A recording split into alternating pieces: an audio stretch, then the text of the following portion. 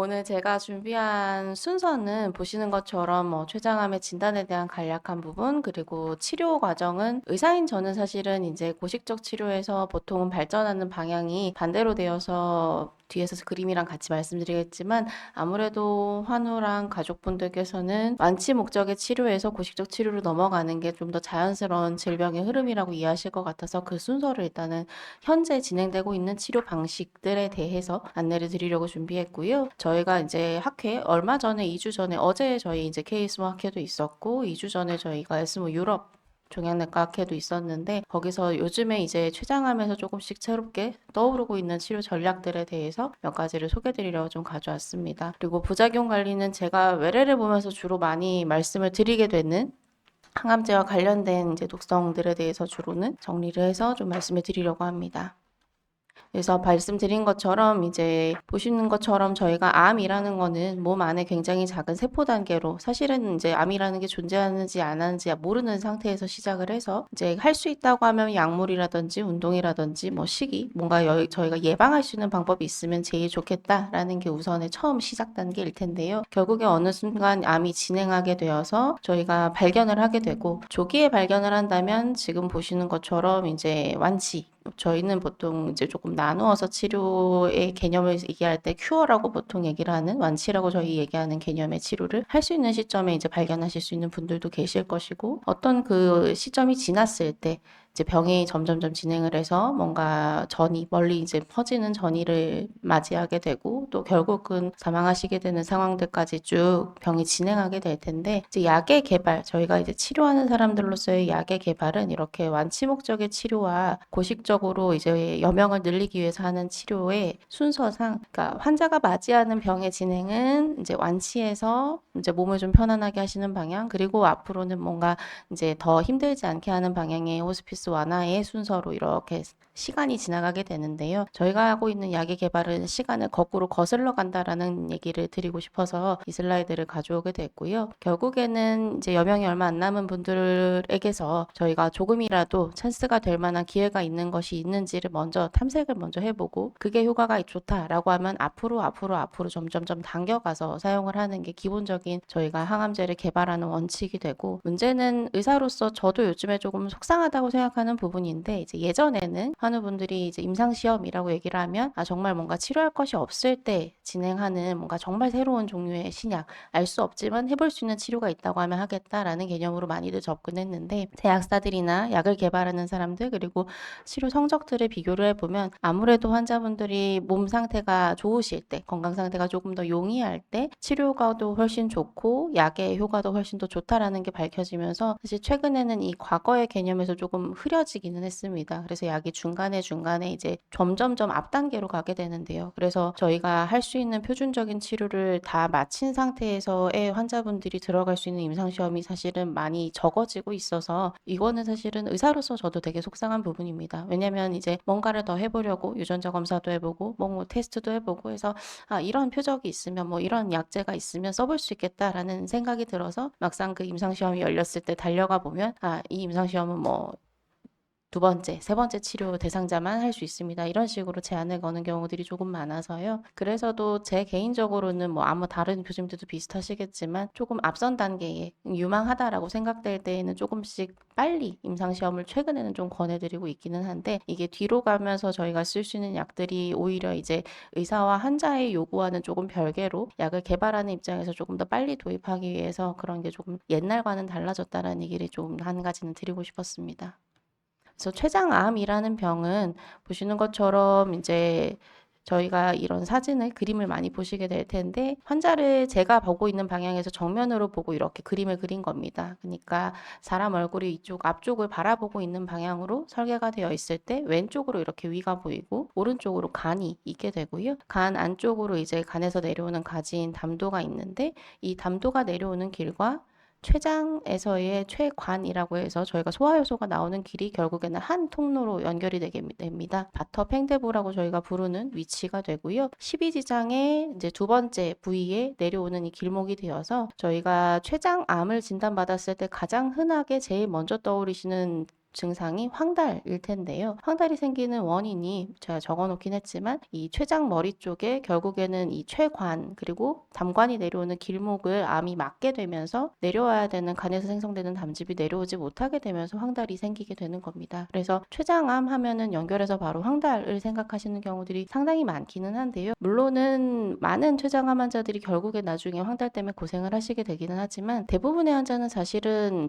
병이 진행해서 저희가 뭐 항암 치료밖에는 방법이 없습니다라고 얘기하기 전까지 특별한 증상이나 불편 호소가 없습니다. 오히려는 거꾸로 이 췌장 머리암에 해당하시는 분들은 황달이라는 증상이 일찍 생겨서 오히려 상대적으로 또 모르시고 지내시다가 빨리 발견하시는 경우들도 있다라고 판단이 될 정도로 여기 꼬리암 같은 경우는 정말 암이 계속 커지고 있는데도 그냥 좀 등이 아픈가? 어디가 좀 불편한가? 체중이 요즘 좀 빠지네? 라고 느끼시는 상태로 오셔서 뭐 간이나 다른 장기에 전이가 되어서 오시기도 하기 때문에 이 췌장이라는 장기가 뱃속 안에 깊숙이 숨어 있어서 진행성 질환이 되기 전까지는 특별한 증상이나 불편감 호소들이 대부분은 없으시고요. 그리고 문제는 조기에 진단할 수 있는 방법이 잘 정리가 돼 있지 않습니다. 배 자체의 안에 가장 깊숙이 존재하는 장기라고 저는 보통 표현을 하는데 가장 정확하다고 알려져 있는 CA19-9라는 이제 췌장암의 암 표지자라고 부르는 혈액 검사인데요. 의외로 위 양성의 가능성이 꽤 높아서 이제 건강검진에서 CA19-9가 높아서 이제 건너서 종양내과로 오시게 되는 환자분들 중에는 의외로 췌장암을 진단받거나 어느 종류의 암을 진단받지 않는 분들도 꽤 많습니다. 왜냐면 저희가 정해놓은 정상 기준보다 높으면 이거는 확인을 해보셔야 됩니다 하고 검사를 쭉 하게 되는데 환자분들은 이제 뭐 그 수치가 높다라고 해서 놀라서 오셔서 검사에는 괜찮다고 하는데 이제 계속 불안감을 표시는 하시지만 이게 이제 췌장암만의 아주 명확한 마커이지도 않을 뿐더러 이제 위 양성의 환자들은 제가 봤던 어떤 분은 2, 300까지도 수치가 많이 높아진 상태인데 뭐 저희가 검사를 다 해봐도 아무것도 안 나오는 그런 경우들도 있어서 이것만이 명확한 진단 방법이다라고 얘기할 수 없고요. 마찬가지로 보통은 복부 CT보다는 초음파를 먼저 다들 찍으시게 될 텐데 복부 초음파에서 췌장이란 장기가 배 안에 깊숙이 있고 앞에 이렇게 위가 가리고 있기 때문에 장의 가스 음영이 가리어서 아예 췌장이란 장기를 잘 관찰하지 못하는 경우가 많고요. 그리고 저도 요즘에 자꾸 살이 찌고 있는데 살이 찌면 관찰하기가 어렵습니다. 그러니까 복부 지방층에 가려져서 또 췌장이 관찰이 잘 안 되기 때문에 복부 초음파나 보통 이 혈액 검사 그래서 상대적으로 비용이 저렴하고 저희가 조기 진단 검사로 쓸 수 있는 이 검사 툴들은 잘 이렇게 적용하기가 좀 어렵고요. 결국은 CT나 뭐 MRI 같은 검사들을 해야지만 알 수 있고 그래서 말씀드린 것처럼 뭐 꼬리암 환자분들은 보통은 통증 정도로 시작이 돼서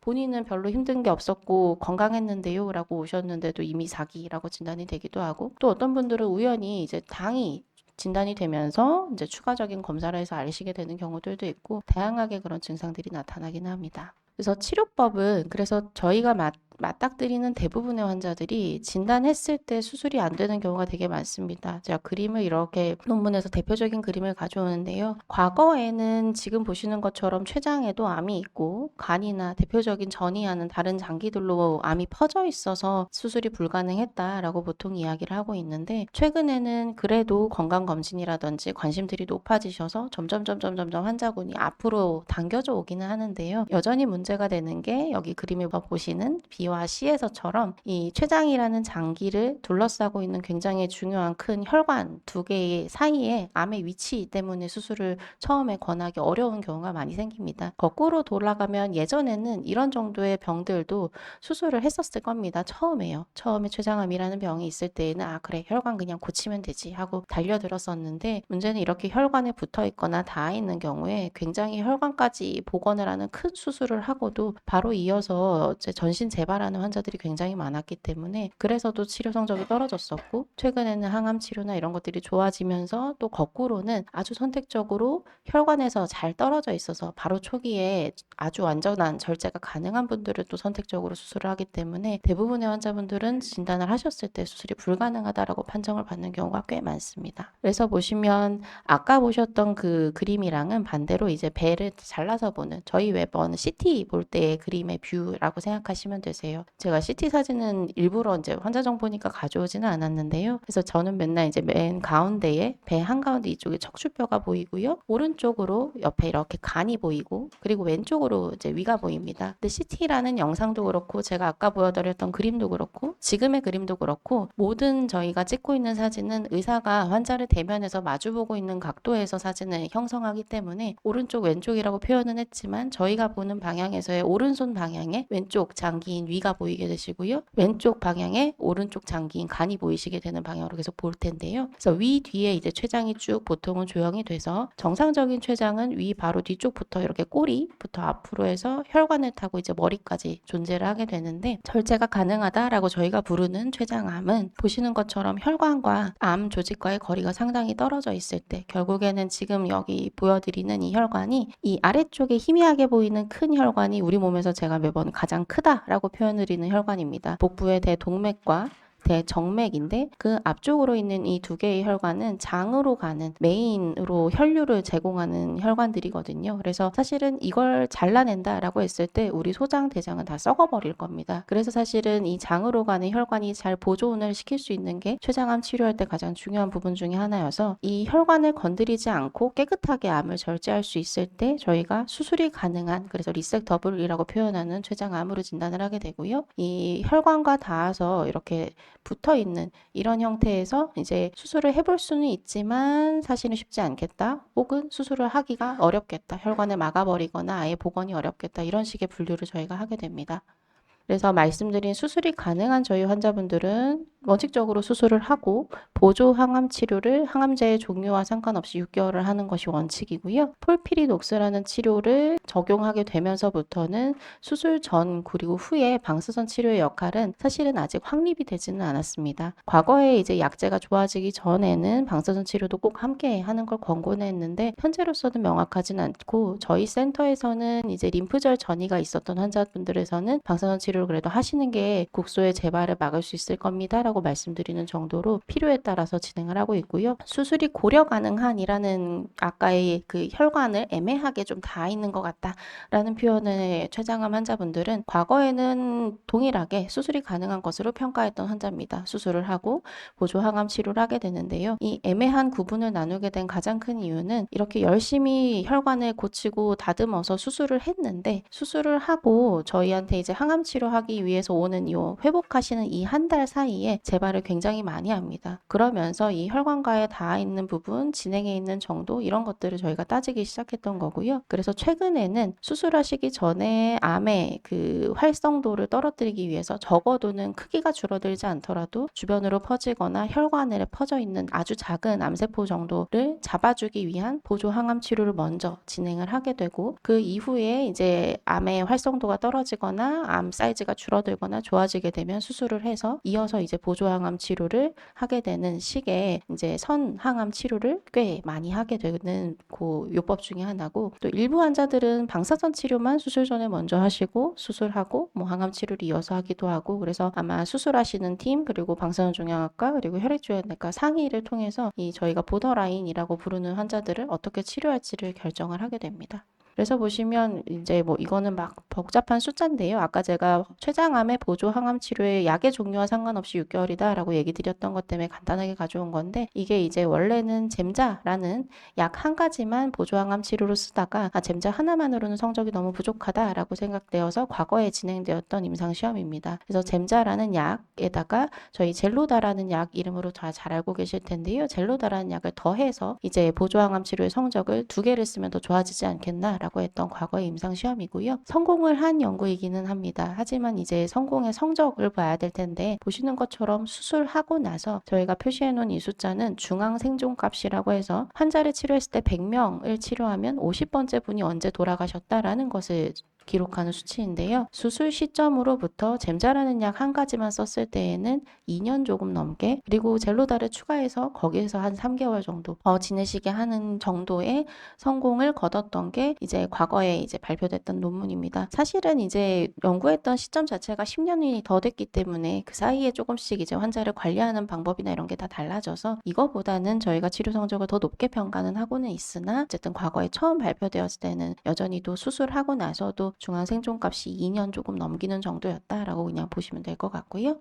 그리고 잘 알고 계시는 폴피리녹스라는 치료가 18년도에 발표가 되었었죠. 조금 한 10년 뒤에 다시 연구인데, 폴피리녹스라는 치료가 전이성 췌장암 환자들에서만 사용을 하다가 수술을 하신 환자들에게서 이게 도움이 되지 않겠나 해서 끌고 왔던 연구가 되겠고요. 대조군은 잼자가 되었었고요. 뭐 이런저런 것들을 다 이제 비교를 쭉 했었는데, 중요하게 봤던 건 재발을 안 하고 얼마나 오래 지낼 수 있는지였었고, 아까 보셨던 거와 달리 이제 재발을 안 하고 지낼 수 있는 성적의 차이가 잼자만 썼을 때는 만 1년, 폴피리녹스를 했을 때는 만 2년이 조금 안 되는 정도의 중앙 생존 값을 보입니다. 그러니까 절반의 환자는 폴피리녹스를 쓰더라도 수술을 하고 2년 이내에 재발을 한다라는 얘기로 받아들이실 수도 있을 것 같아요. 마찬가지로 평균 생존값입니다. 그러니까 전체 생존값인데, 정체 생존값이 잼자를 썼을 때에는 아까 방금 보여드렸던 연구에서는 잼자에서 제가 2년이 안 된다고 표현을 만 2년이라고 표현을 했는데, 그냥 한 10년 정도의 발전이 이루어진 것만으로도 잼자 단독으로 그래도 만 3년 정도 사신다. 아마 수술 기법 자체와 이제 수술하는 환자를 조금 더 잘 구분하면서 성적이 좋아졌을 걸로 저희가 이해하고 있는데, 잼자 단독의 보조 치료로 한 3년 정도, 그리고 폴피리녹스를 썼을 때는 그래도 한 5년은 안 되지만 4년 한 절반 정도를 지내실 수 있게 만들 수 있다라고 얘기하고 있고요. 실제로 저희 환자분들도 폴피리녹스를 사용하고 나서는 사실은 이게 중앙 생존값이기 때문에 5년, 10년이 지나서도 잘 지내시는 분들도 꽤 늘어나고 있는 추세이기는 합니다. 그래서 현재 저희 국내에서도 이 폴피리녹스라는 치료와 아까 말씀드린 잼자 젤로다라는 치료를 보조 항암 치료로 쓰실 수 있습니다. 저의 개인적인 선택지는 사실은 연령을 많이 따지게 되기는 하고요. 폴피리녹스 12번에 6개월을 견디실 수 있겠는가를 잘 따지게 되는데, 최근에는 저희 환자들이 그래도 70세가 넘어가셔서도 꽤 그 생활 수준이나 지내시는 활동 영역이 굉장히 넓으시기 때문에 70세를 제한 기준으로 잡고 있지는 개인적으로는 않고요. 한 70세 후반에서 80세가 넘어가실 때에는 가족분들이랑 환자분들께 상의를 드리고 잼자 젤로다를 쓰실지 이런 부분들을 고려를 같이 해보자라고 말씀을 드리긴 합니다. 그래서 수술 고려 가능한 췌장암이라고 분류해서의 아까 그 치료 방법들을 다시 돌아보게 되면, 항암 방사선을 수술 전에 먼저 하시는 경우가 수술을 하는 경우보다 이제 이 연구에서 보고자 했던 거는 전체 생존을 증가시키는 방향이었는데, 보시면 전체 생존에서는 유의미한 차이를 주지는 못했습니다. 그런데 보시는 것처럼 질병이 재발하지 않게 하는 확률로 보았을 때에는 그래도 수술 전에 항암 방사선을 같이 하시는 게 좋다. 이게 이제 출발이 되어서 요즘에는 선항암과 선방사선을 꽤 많이 하고 있는 추세가 되었고요. 마찬가지로 수술 전 항암이 어느 정도 도움이 되겠느냐, 이 연구도 사실 실패한 연구이긴 한데, 무엇을 볼 것이냐를 정해놓는 것 때문에 실패했던 연구지만, 보시면 이제 여기서 정했던 무엇을 볼 것이냐는 깨끗하게 잘 절제되는 정도를 봤었는데, 의외로 선항암을 한 환자들이 오히려 바로 수술한 환자들보다 깨끗하게 잘 잘라내는 확률이 좀 떨어지게 나옵니다. 그래서 실패한 연구인데요. 주목하셔야 될 것은 생존 그래프입니다. 여기 아래 보이시는 까만색 선이 바로 수술한 환자들의 생존 그래프시고요. 보면은 요 초록색 가장 위에 올라가 있는 선이 폴피리녹스 선항암을 하였던 환자들입니다. 결국에는 수술 자체의 성적도 중요하기는 한데, 결국 췌장암이 수술만으로 치료가 끝나는 질환이 아니기 때문에 수술을 하고 나서 재발을 하지 않고 얼마나 오래 잘 지내실 수 있는지의 성적에 선항암을 한 것과 하지 않은 것의 차이가 극명하게 드러나게 되어서요. 이 연구 자체는 보고자 하는 첫 번째 결과에서 실패했기 때문에 실패한 연구로 기록되지만, 저희가 먼저 항암 치료를 해야 되는 이유에 대해서 중요하게 그래도 제시하는 연구라고 저희가 볼 수 있을 것 같습니다. 그래서 선항암 하고 나서 항암을 또 해야 되는가에 대해서도 사실 유방암 같은 경우는 굉장히 확립이 잘 되어 있기 때문에 통일된 의견이 있는데, 저희 사이에 통일된 의견이 거의 없습니다. 저희 병원은 대표적으로 아주 스트릭트하게, 아주 깐깐하게 항암 치료를 계속 하셔야 된다라고 주장하는 병원에 해당하고요. 다른 센터들은 그 폴피리녹스라는 치료의 독성이 너무 심하기 때문에 보통은 앞뒤로 합해서 12번 정도를 하는 걸 권고를 하게 되는데요. 이제 통일된 의견이 없는 건 전 세계적으로도 마찬가지입니다. 유럽에서는 이제 폴피리녹스 치료를 하고 항암을 했고 안 했고를 비교를 했더니, 항암을 하든 안 하든 성적에 차이가 없다, 생존이 이렇게 갈라지지 않느냐라는 결과를 제시하긴 했고요. 문제는 이제 여기 보시면 이 갈라지는 걸 조금 더 나누어서 보면, 림프절 전이가 선항암 하고 나서 없어졌던 분들은 항암을 이어서 하든 하지 않든의 성적의 차이가 크지는 않으시고, 문제는 이제 항암을 했음에도 불구하고 치료하고 나서 수술하고 나서 림프절 전이가 있습니다 라고 얘기를 들으셨던 환자들은 그래도 수술하고 나서 다시 추가로 항암을 하는 것이 생존에 도움이 됐다 정도의 결과가 있어서, 수술 결과에 따라서 저희가 항암 치료를 얼마나 더 하자, 덜 합시다를 얘기할 수 있을 것 같고요. 비슷한 연구를 또 미국에서 했을 때에는 뭐 그런 림프절 다 필요 없고 항암 치료를 하는 게 더 좋다라는 결과를 보고하기도 했습니다. 그랬기 때문에 이제 선항암을 하고 정말 좋은 결과를 얻으셔서 수술을 하시게 됐던 환자분들은 내가 몇 번의 항암 치료를 더 해야 되고 하는 부분들에 대해서 이제 담당하시는 선생님들과의 상의를 해보시는 게 필요할 것 같고요. 일반적으로는 그래서 저희가 그 12번을 넘기는 것을 선호하지는 않는데 폴피리녹스를 기준으로 말씀드리는 겁니다. 이유는 마지막에 말씀드린 부작용이랑 관련이 좀 있을 것은 같습니다. 그래서 12번 6개월의 치료를 적어도 무조건 해야 된다라는 것은 공통적으로 저희가 생각하는 바인데, 앞에 뭐 항암 치료를 진짜 20번 했는데 뒤에 꼭 해야 되는가, 아니면 앞에 뭐 8번 했는데 뒤에 4번만 하고 끝내도 되는가, 뭐 이런 부분들에 대해서는 저희가 통일된 의견을 가지고 있지는 않습니다. 이제 제가 주로 보는 환자분들은 사실 대부분은 국소 진행성, 아까 말씀드린 것처럼 혈관을 완전히 다 먹어서 수술이라는 찬스가 아예 없을 거다라고 생각되는 분들, 혹은 이제 전이성 환자들이 되시겠는데요. 대부분은 고식적 항암 치료를 하다가 질병이 이렇게 전이로 진행을 해서 나빠지시게 되는데, 아주 드물게는 치료 반응이 좋아서 수술을 하시는 분들도 드물게는 있습니다. 개인적으로는 진짜로 한 20 몇 번 항암 치료를 계속해서 정말 좋아서 항암을 계속 해야 되나라고 저도 너무 고민이 됐던 찰나에 외과에 보내드렸더니 혈관이랑 좀 복잡은 하지만 반응이 너무 좋으니까 수술을 해볼까요? 라고 해서 수술하고 그냥 완치 상태로 외과만 다니시는 분들도 계시거든요. 그래서 많지는 않습니다. 되게 기적적인 확률이라고 늘상 말씀드리기 때문에 대부분 환자들이 그렇게 수술하실 수 있는 건 아니지만 불가능하지는 않다라고 말씀을 드리고요. 전이성 췌장암 환자들은 얘기가 다를 것 같습니다. 이분들은 사실은 저 개인적으로도 항암 치료하면서 정말 CT에서 아무것도 안 보이니까 이건 정말 해봅시다 라고 호기롭게 외과에 보냈는데, 외과에 보내서 배를 열어보면은 이제 저희가 CT에서 못 잡아내는 복막의 조그마한 암덩이 이런 것들을 발견하고는 해서, 사실 전이성 환자들은 저희가 수술이라는 찬스는 없을 겁니다 라고 저는 말씀을 드리고 시작하는 편이긴 합니다. 그래서 잘 알고 계시는 폴피리녹스라는 치료가 되고요. 지금 보시는 이 연구들은 전부 다 전이성 환자들에서 진행됐던 연구입니다. 그래서 폴피리녹스라는 치료가 그래도 중앙 생존율 100명 중에 50번째 분이 돌아가시는 시점을 한 만 1년 좀 안 되게 한 11개월 정도로 만들어서 지금의 표준 치료로 자리를 잡게 된 것이고요. 그리고 잘 아시는 젬자아브락산이라는 연구도 동시대에 같이 진행이 되어서 둘을 서로 비교하지는 않았지만, 젬자아브락산 치료 같은 경우에는 중앙 생존값을 한 8.5개월, 젬자 단독을 쓰는 것보다는 어쨌든 좋게 만들어서 저희가 1차 치료로 쓰게 되었습니다.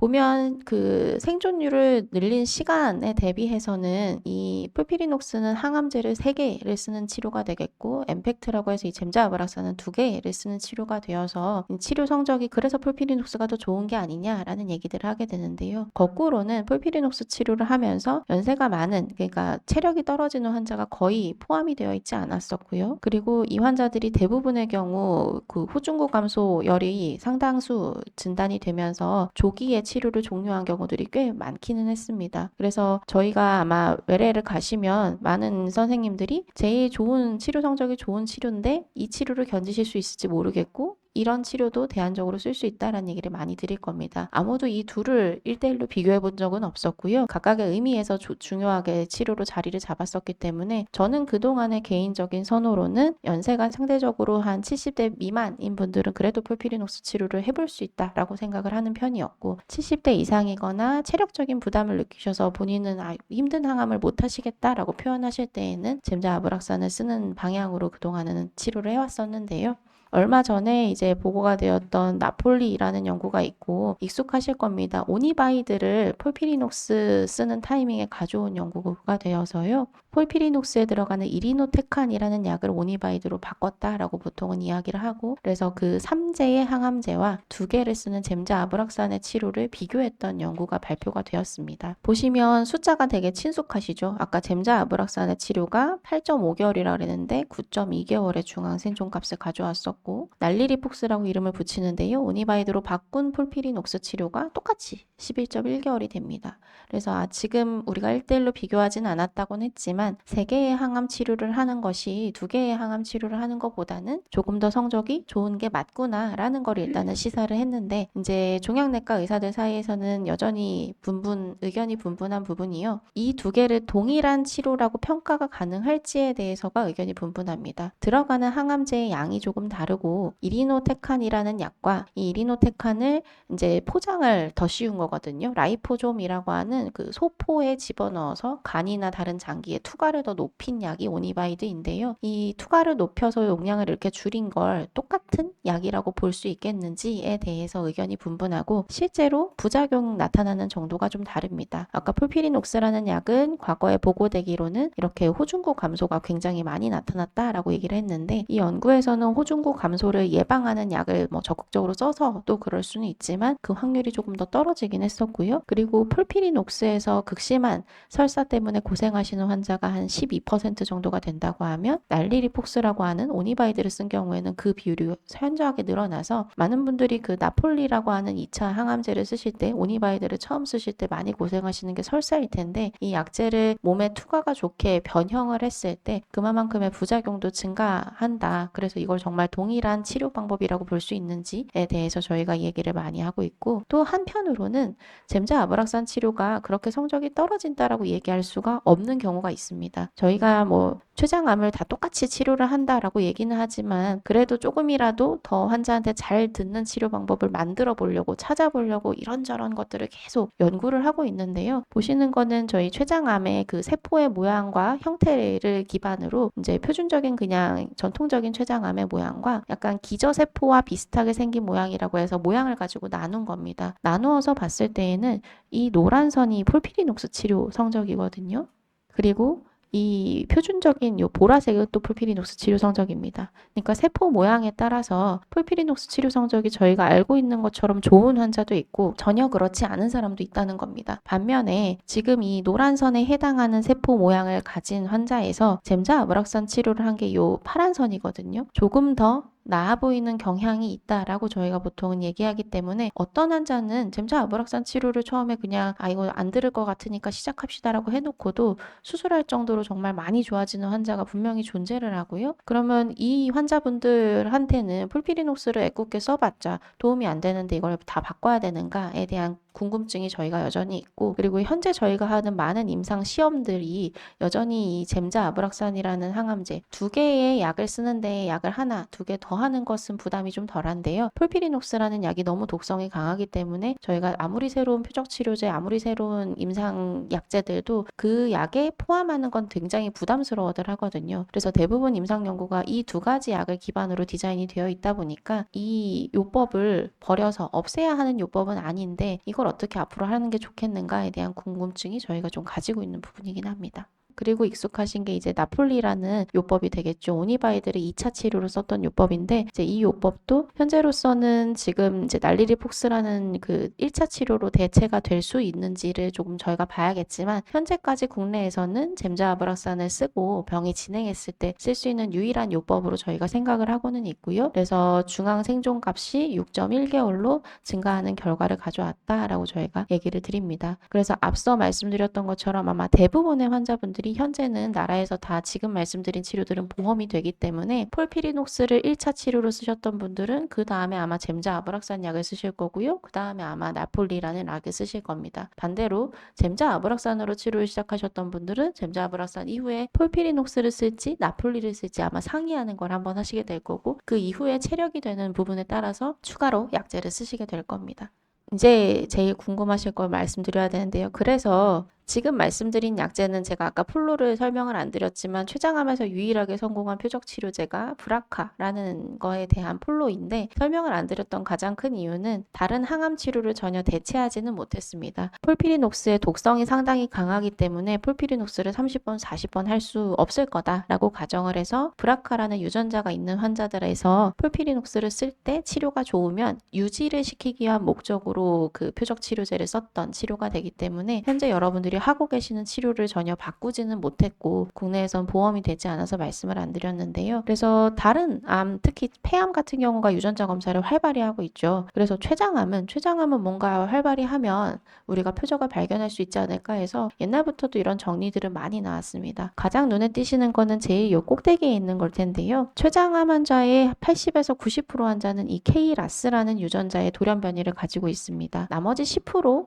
돌연 변이를 가지고 있지 않은 분들은 좀 독특한 유전자 변이를 가지고 계신 경우들이 꽤 있는데요. 대부분의 환자가 KRAS라는 유전자 변이를 가지게 되고 이렇게 되는 가장 큰 이유는 췌장암의 발생 과정과 관련이 있습니다. 정상적인 췌장세포가 반복되는 염증이나 흡연이나 여러 가지 자극을 통해서 세포 과발현이 일어나게 되면 가장 먼저 일어나는 돌연 변이 변화가 이 KRAS 유전자의 돌연 변이 변화입니다. 거의 모든 환자분들이 이 유전자 변이로 암이 되게 되는 전 단계 세포 들이 만들어지기 때문에 80~90%의 환자분들은 KRAS 유전자 변이를 가지실 수밖에 없고요. 그 다음에 암이 진행할수록 이런 추가적인 변이들이 이렇게 쭉 하나씩 둘씩 더해지는 방향으로 가서 결국은 췌장암이 되기 때문에 모든 환자는 사실 KRAS 변이를 가지고 있다라고 봐도 무방하고 그래서 사실 췌장암을 극복을 하려면 KRAS라는 유전자에 저희가 치료제를 만들어야 됩니다.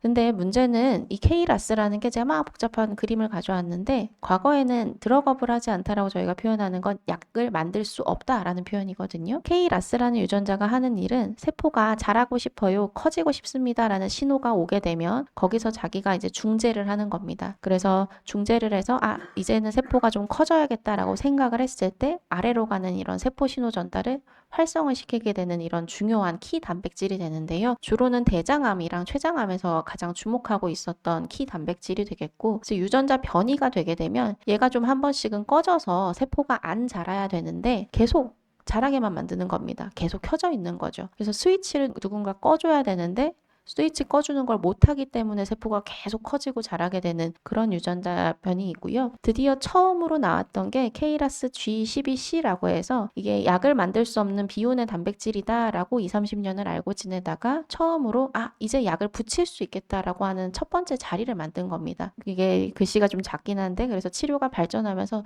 첫 번째로 이 KRAS라는 단백질을 일을 못하도록 약을 붙일 수 있겠다라고 해서 나온 게 이제 소토라십이라는 약이 되겠고요. 그래서 G12C가 처음에 발견이 됐을 때 저희 모두가 좋아했죠.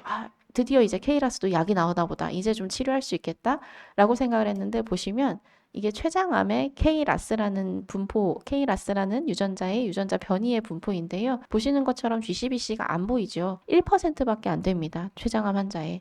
그러다 보니까 이 KRAS 변이 처음 약이 나오고서 저희가 실망을 많이 했었는데 이제 약을 하나를 만들기 시작하면 그 뒤는 사실은 어렵지는 않은 것 같습니다. 저는 약 만드는 사람은 아니지만 정말 빠르게 발전을 하고 있어서요. 올해의 가장 큰 화두는 이 KRAS G12D라는 거를 없애는 겁니다. 보시면 기전이 좀 다른데요. G12C는 약을 갖다 붙여서 얘가 켜지지 않게 했던 약인데 이 G12D의 좀 신기한 부분은 제가 이거 나쁜 단백질 켜져 있으면 안 되는 나쁜 스위치잖아요. 이 스위치를 그냥 없애버리는 겁니다. 그래서 약이 KRAS에 붙으면 아예 단백질을 파괴하는 대로 끌고 들어갑니다. 그래서 이 G12D라고 하는 활성이 되어 있으면 안 되는 이 비정상 KRAS 단백질을 부수어서 없애는 방향의 치료제가 드디어 개발이 됐고 보여드릴 테지만 이 부분에 이제 성공한 치료 전략들이 나오고 있어서 이게 올해의 가장 췌장암 쪽에서는 가장 화두가 되었던 발표가 되고요. 그래서 작년 발표인데 소토라십이라고 아까 말씀드렸던 G12C의 단백질에 이제 저희한테는 가장 중요한 저널에 발표가 되었는데 보시는 것처럼 이제 이거는 저희 2~3차 이상 치료를 다 하신 분들입니다. 질병 진행하지 않게 하는 기간을 4개월 정도 그래도 확보를 했고요. 여명을 그래도 한 7개월 정도 늘렸습니다. 아까 환기를 시키면 저희 젬자아브락산 치료를 했을 때의 중앙 생존값이 8.5개월이라고 처음 데이터가 나왔었는데 지금 보시는 이 G12C 환자들은 모두 앞에 젬자아브락산이고 폴피리녹스고 모든 치료를 받았던 분들이고 그 이후 시점에서도 7개월을 생존을 연장시킬 수 있었다는 게 상당히 고무적이었고요. 그리고 암이 줄어들 확률이 21%입니다. 그래도 그래도 5명 중에 1명 정도는 암을 줄어들게 만들 수 있었고, 그런 환자 중에서는 한 거의 6개월 정도를 진행이 전혀 없이 지내셨다라는 데이터거든요. 그래서 저희가 본 데이터 중에 췌장암에서 가장 기대가 됐던 데이터가 되고, 문제는 1%밖에 안 돼서 이걸 어떻게 하면 좋을까라고 생각했는데, 이게 바로 엊그저께 2주 전에 에스모라는 데 저희 학회에서, 유럽 학회에서 발표가 되었던 G12D 치료 전략, 아까 보여드렸던 약제인데, 암 그 세포를 부순다고 했었고, 보시면 췌장암 환자들만을 모아서 지금 그래프를 표현한 건데요. 아직은 이 임상시험의 초기 단계인 것은 맞지만, 보시면 지금 저희가 치료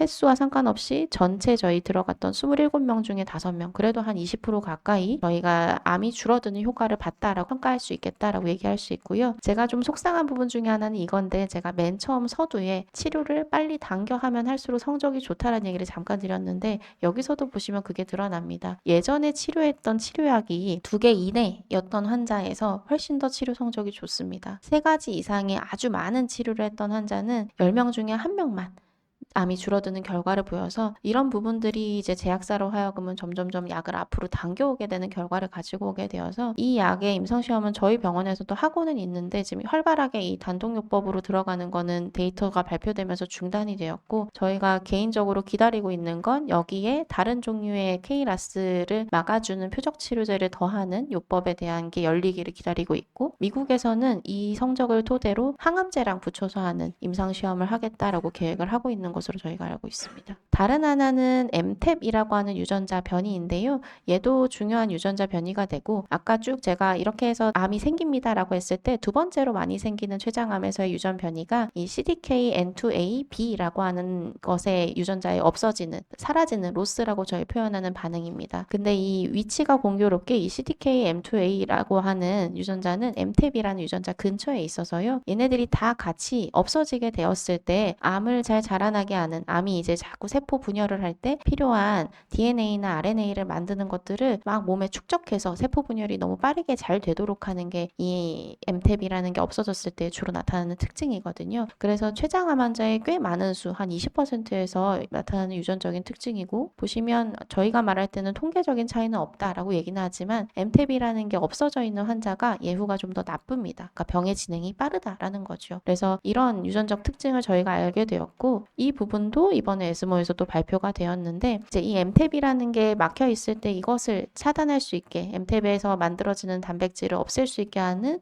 치료제, 표적 치료제를 개발을 했고, 그 표적 치료제에서 이거는 전체 암종을 다 포함한 건데요. 여기가 이제 췌장암 환자입니다. 23명의 환자 중에서 어쨌든 확신적으로 암이 줄어들었다라고 평가할 수 있는 게 5명 정도니까 한 15% 정도가 되는 환자가 암이 줄어드는 반응을 보였다고 하고요. 그리고 여기 보시면 가장 끝에 가장 좋게 암이 줄어든 이 사람이 췌장암 환자거든요. 가장 좋은 반응을 보였던 환자가 췌장암 환자여서, 이 약제들도 저희가 지금 임상시험을 저희 병원에서도 진행을 하고 있습니다. 환자를 찾고 있는데, 사실 췌장암의 성적이 좋다 보니까 또 췌장암 자리가 많지 않아가지고 제가 맨날 애를 먹고 있긴 하지만 진행은 하고 있어서, 기회가 된다면 이 약 외에도 다른 종류의 MTAP이라는 것에 관련된 약들을 저희가 개발을 하고 있고요. 마지막으로는 클라우딘이라고 하는 단백질 표적이 있습니다. 이거는 이제 유전자 변이랑은 상관이 없고요. 위암에서 먼저 성공한 표적 단백질입니다. 원래 이제 위에 이제 세포를 붙잡아주는 밧줄 같은 역할을 하는 단백질이 있는데요. 그 밧줄 같은 역할에서 세포랑 세포랑 연결하는 단백질이 클라우딘인데, 보시면 정상 세포에서는 이렇게 따닥따닥따닥따닥 밧줄이 역할을 잘 하는데, 암세포가 되면서 세포 모양이 다 흐트러지면서 밧줄이 표면으로 드러난다라는 겁니다. 그래서 이렇게 드러나서 실제로 암세포에 이렇게 새카맣게 염색되는 게 클라우딘이라는 단백질이고, 위암에서는 항암제를 이 클라우딘이라는 표적 단백질을 같이 잡을 수 있는 표적 치료제랑 같이 써서 성공을 했고, 췌장암에서도 이에 관련된 임상시험들을 쭉 하고 있습니다. 저희 기관에서도 하고 있어서 제 환자도 한 분 참여해서 진행을 하고 계신데요. 제 기대보다도 치료 성적이 좋아서 앞으로 아마 이 췌장암에서 필수적으로 저희가 검사해야 되는 단백질 종류가 되지 않을까라고 기대를 하고 있습니다. 이 외에도 이게 이제 아까 말씀드렸던 고무적으로 생각하고 있는 그 클라우딘이라는 것에 대한 치료 성적인데, 이건 위암 환자의 치료 성적이고요. 이걸 토대로 췌장암에서도 이렇게 임상 연구를 진행을 하고 있습니다. 근데 이것도 문제는 이제 1차 치료, 보식적 1차 치료를 하는 환자만 대상으로 하고 있어서 제가 좀 속상해하고 있긴 하지만 어쨌든 이런 연구도 하고 있습니다. 그래서 그 외에도 저희가 여러 가지를 계속 하고 있습니다. 하고는 있는데 그동안 맨날 실패해서 약이 없습니다라고 얘기를 드렸던 건데요. 저희가 보통 키트루다라는 약 잘 알고 계실 거예요. 면역 항암제라고 하죠. 키트루다 저희 임핀지 여러 가지 약들이 담도암에서도 성공을 했다고 하는데 사실 췌장암에서는 그렇게까지 좋은 성적을 거두지 않아서 모두 다 엄두를 내지 않다가요. 이런 면역 항암제 계열에서도 췌장암에서 조금은 고무적으로 생각할 수 있는 몇 가지가 발견이 되어서 2상, 3상 임상 시험을 하려고 진행을 하고 있고요. 그리고 오늘은 말씀 안 드렸지만 NRG1 퓨전이라고 해서 아까 KRAS가 없는 환자가 한 10% 있다고 말씀을 드렸고 그 없는 10%에서는 이런 좀 특이한 융합 단백질들이 좀 검출이 됩니다. 융합 유전자들이요. 이런 NRG1 말고도 엔트렉이라고 해서 이름이 되게 특이한 유전자 융합이 많이 발견이 되는데 그런 경우에는 또 고무적으로 쓸 수 있는 항암제들 임상 연구를 계속 하고 있고 또 전통적인 아까 말씀드린 폴로 연구에서처럼 브라카나 이런 부분들도 항암제에도 잘 듣지만 표적 치료제를 계속 개발하고 있는 그런 약제들이 되어서 연구를 계속 하고는 있습니다. 그래서 언젠가는 좋아지리라고 생각을 하는데 아직은 여전히 갈 길이 멀지만 계속 저희가 뭔가를 하고 있다라는 얘기를 드립니다. 그리고 이제 마지막인데 일단은 제일 힘들어들 하시는 게 말초신경병증이라고 얘기하죠. 손끝, 발끝에서부터 저려와서 저린 것 때문에 일상생활 하기 어렵다라고 얘기하시는데 가장 큰 원인이 되는 약제는 옥살리플라틴이라고 해서 폴피리녹스에서 쓰셨던 순서상 가장 먼저 들어가는 약입니다. 가장 먼저 들어가는 이 2시간짜리 약이 가장 크게 그 원인을 만들고요. 뒤에 쓰는 아브락산이라는 약도 말초신경병증을 유발하긴 하는데 기전이 조금은 다르긴 합니다. 조금은 다르지만 그러다 보니 폴피리녹스 할 때도 손발 저려서 힘들었는데 아브락산 하면 너무 힘들어서 죽겠어요 라는 얘기를 하시는 이유가 두 가지 다가 조금 다른 종류의 원리로 말초신경병을 유발해서 그렇고요. 대표적으로는 옥살리플라틴은 약이 투약될 때에도 투약 중간에 그리고 투약이 끝나고 나서 한두 시간 내에 이런 짜릿한 신경통이 나타나시는 분들이 있습니다. 꽤 많은 분들한테서 발생한다라고 보고는 되는데 약제를 쓰는 것이 종료되고 나서 보통 한 2, 3일 지나면 괜찮아집니다. 그래서 이제 잠깐 그러고 말겠지라고 보통은 생각을 하시는데요. 문제는 제가 이제 동의서 받을 때도 맨날 설명을 드리는 건데 지속될 수 있어서 이 얘기를 항상 드립니다. 옥살리플라틴을 기준으로 폴피리녹스 전체 용량을 다 맞으신다라고 가정을 했을 때 한 10번 사이클이 넘어갈 때 그러니까 한 4, 5개월 정도를 쓰다 보면 손끝, 발끝에 저리고 구름에 둥둥 뜬 것 같은 감각이 계속돼서 걸을 때도 조금 힘든 것 같고 냉장고 잡을 때 손이 시려서 힘든다. 추운데 밖에 나가면 손이 짜릿하고 힘들어서 장갑을 항시 날이 더워도 껴야 된다. 이런 얘기들 하시는 그 만초신경병증이 보고에 따르면은 6개월 이상 치료한 환자의 한 10에서 15%라고 하는데 제가 봐서는 거의 대부분이신 것 같아요. 거의 대부분 환자들이 이것 때문에 힘들다라고 하시고요. 그때마다 저도 좀 속상한 게 알려져 있기로는 약을 완전히 끊고 그러고서는 한 6개월에서 12개월 정도가 지나야지 이전보다는 좀 나아진다라고 알려져 있거든요. 그래서 사실은 이게 치료하기가 되게 어렵고 치료제가 없습니다. 그러니까 완치가 어렵고 몸에 불편하지 않도록 하는 정도의 처치가 가능한데요. 그래서 관리는 조금 불편이 생기기 시작할 때부터 적극적으로 치료하시는 선생님들이랑 이야기를 하는 게 좋기는 합니다. 왜냐하면 보시면 말초신경병증이 시작되는 만성적으로 지속되게 되는 게 용량이랑 연관이 있기 때문에 항암제를 쓰는 용량 그리고 어느 정도의 간격으로 자주 쓸지에 대한 주기를 좀 조절하면서 조금 진행하는 속도를 늦출 수는 있습니다. 용량을 감량을 한다든지 아니면 2주 쓸 거를 3주에 한 번씩 항암을 한다든지 해서 내 몸에 누적되는 항암제의 용량 자체를 좀 천천히 올려가는 거죠. 물론 병이 진행해서도 항암제를 종결하기는 하겠으나 이런 신경병증 때문에 암 상태는 너무너무 좋다라고 하면 좀 적극적으로는 옥살리플라틴이라는 항암제만 좀 빼볼까요? 너무 힘드시면 이걸 빼겠습니다 하는 결정도 해볼 수는 있습니다. 그래서 결국엔 항암제를 통해서 발생하는 부작용이기 때문에 항암제를 일단 조절하는 게 1차적으로 해볼 수 있는 거고요. 두 번째는 이게 냉장고 잡기도 어렵고 힘들다라는 표현들 많이 쓰시는데 결국엔 손발을 좀 따뜻하게 유지하시는 게 도움이 됩니다. 결국에는 차가운 감각에 대해서 손발이 예민해지는 거기 때문에 장갑이나 양말이나 따뜻하게 유지하시는 게 조금 도움이 되고요. 아브락산에서 특히 마사지나 압박 스타킹 같은 걸 쓰시는 게 이런 신경병증 진행을 조금 도와드릴 수는 있습니다. 조금 압박을 해서 혈액순환이 강제로 좀 잘 되게 만들어주면 조금 그런 신경병증을 덜 느낀다고 하는 일부의 그런 보고가 있고요. 그리고 제가 의사로서 보통 처방하는 것은 이제 리리카라는 약, 그리고 뉴론틴이라는 약, 신발타라는 이런 신경병증에 대한 약들을 주로는 쓰게 되는데, 사실 이거는 증상을 호전시키는 용도이지 치료제는 여전히 아닙니다. 그래서 보통은 특히 제가 주로 쓰는 리리카라는 약을 기준으로는 적어도 한두 달 이상은 꾸준히 드셔야 좀 덜하다 정도의 감각, 그러니까 더 나빠지지 않는다의 감각을 유지를 시킬 수 있어서 되게 낮은 용량부터 시작하는데,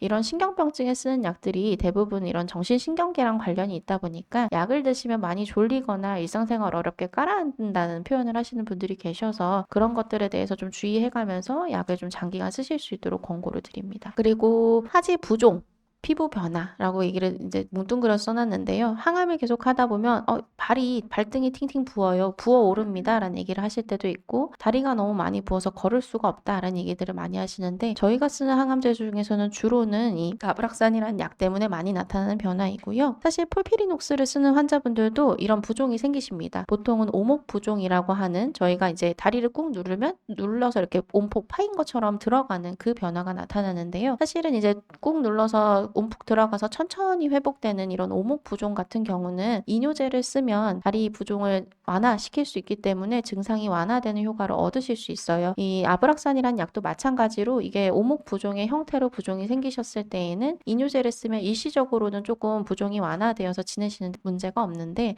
문제는 이 아브락산이라는 약을 한 몇 달 이상 수개월 계속 유지하시게 되면 이 스클레로더마라는 게 류마티스 질환인데요. 딱딱해지는 피부라는 의미입니다. 그래서 피부가 딱딱하게 굳어지는 것 같은 피부 변화가 나타나면서 다리가 띵띵 붓는 형태가 생겨서 이렇게 새까맣게 다리 색깔이 변하기도 하고, 사실 이 사진은 제가 논문에서 따왔는데 제 기대보다는 많이 안 부어 있긴 한데, 제 환자는 진짜 코끼리 다리처럼 이렇게 부어서 오신 분들도 계셨거든요. 주로 하지, 다리 쪽에 잘 생기고요. 조직 검사를 해봐도 그냥 염증입니다. 염증이고 이런 색소에 콜라겐 침착이 되어서 나타나는 피부병이기 때문에 사실 이걸 치료할 수 있는 방법이 잘 없고, 이뇨제라고 해서 이제 부어있는 걸 빼주는 약으로는 증상 완화가 전혀 안 되어서 사실 이런 식으로 피부가 딱딱하게 경화되는 형태가 나타나게 되면 결국에는 아브락산을 끊기는 해야 됩니다. 양을 먼저 줄이는 시도를 먼저 해보되 약을 완전히 끊어서 그러고서는 2, 3개월이 지나야 보통은 호전이 되시고요. 혹시 너무 심하게 다리가 많이 부어있고 이게 견디기 어렵다라고 하면은 먹는 스테로이드를 써서, 이게 염증이기 때문에 염증을 가라앉히는 치료를 해보시는 것도 고려를 할 수 있습니다. 그리고 설사, 이것도 많이들 고생하시죠. 주요 원인 약제는 폴피리녹스 기준으로는 두 번째로 들어가는 이리노테칸이라는 약이고요. 뒤에 쓰는 나폴리라는 항암제 기준으로는 처음에 들어가는 오니바이드라고 하는 약이 설사의 주요 원인 약제가 되고요. 급성기 설사는 항암제가 들어가고 있는 동안에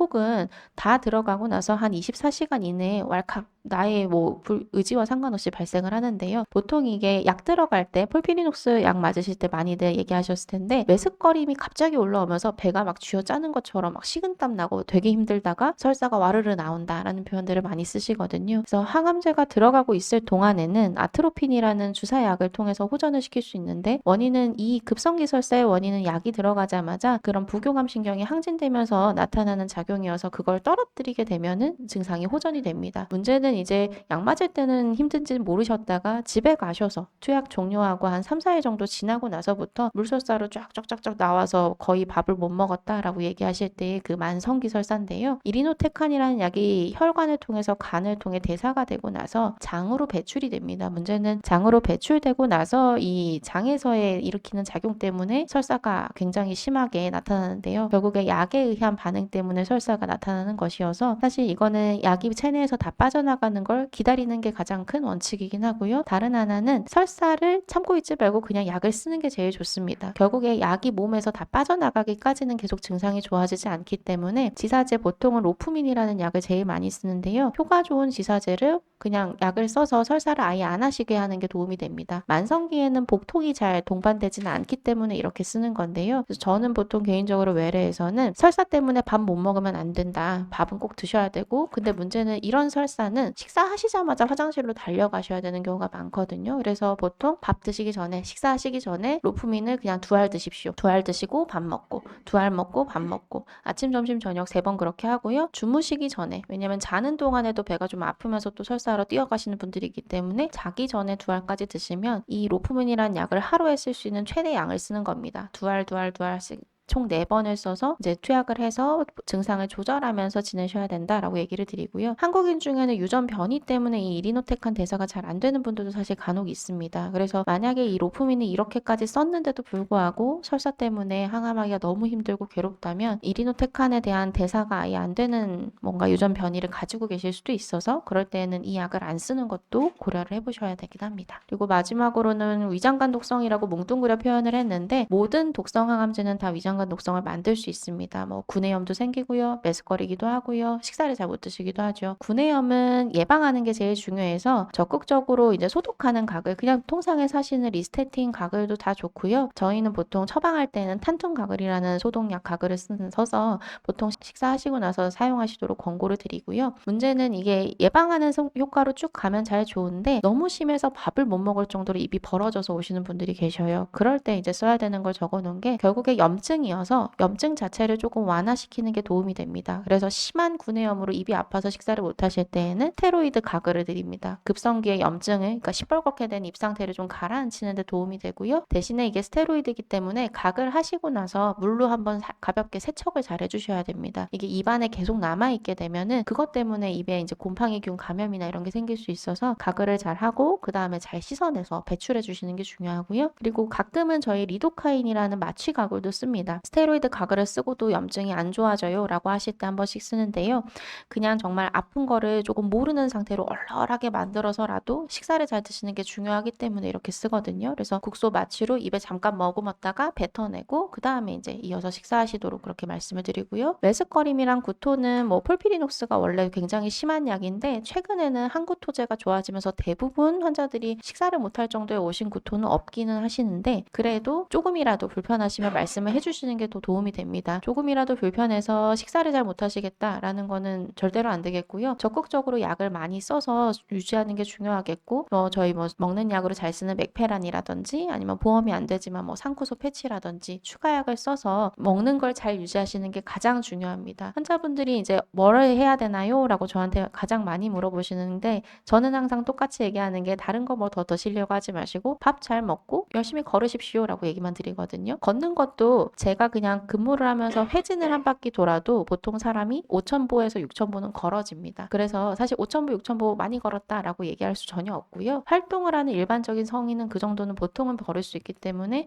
5,000보, 10,000보 정도 많은 양 걸어주셨다고 했을 때 그러면 정말 운동 열심히 하셨네요 라고 저도 말씀드리거든요. 그래서 몸이 힘들더라도 걷고 움직이시는 양을 최소한이라도 유지하시는 거 그리고 식사를 잘 하시는 게 암을 잘 치료할 수 있을 때 환자로서 해야 하는 가장 중요한 부분이라고 저는 생각을 하고요. 가장 마지막으로는 식이부전인데 원인이 다양하긴 한데 공통적으로 아마 기억나실 게 폴피리녹스라는 항암제 맞고 나면 밥에 비린내가 느껴져서 밥을 잘 못 먹겠어요 라고 얘기하시는 분들이 있거든요. 주요 원인 약제가 5FU라는 그 주사 계속 들어가는 저 약 때문에 그렇고요. 이 약이 들어가고 있을 때 보통들은 그래서 정상적인 그런 한식을 잘 못 드세요. 그래서 보통 식이부전이 있을 때 약을 끊고 나면 조금 낫긴 한데 계속 밥에 비린내가 느껴진다 이런 표현들을 하시는 분들이 계셔서 사실은 마리 앙뚜아네트 마냥 저는 그런 얘기도 했었는데요. 밥을 못 드시겠으면 빵이라도 드셔야 된다라고 얘기를 했는데 사실은 이게 고칠 수 있는 다른 좋은 방법이 없습니다. 사실 한국 사람은 밥을 먹어야 되는데 그게 안 되어서 항상 많이들 힘들어 하시는 부분이고 그나마 저희가 도움을 드릴 수 있는 약제로는 메게이스라고 해서 이제 입맛을 조금 올려준다라고 알려진 약제가 있어서 이것도 보통 한 일주일 이상 복용을 하셔야 도움이 되긴 하는데 저희 환자들이 당뇨도 항상 보통 같이 있다 보니까 이게 스테로이드성 약물이라서 당뇨가 악화되지 않는지를 잘 보시는 게 좀 중요할 것 같습니다. 제가 준비한 내용은 여기까지긴 하고요.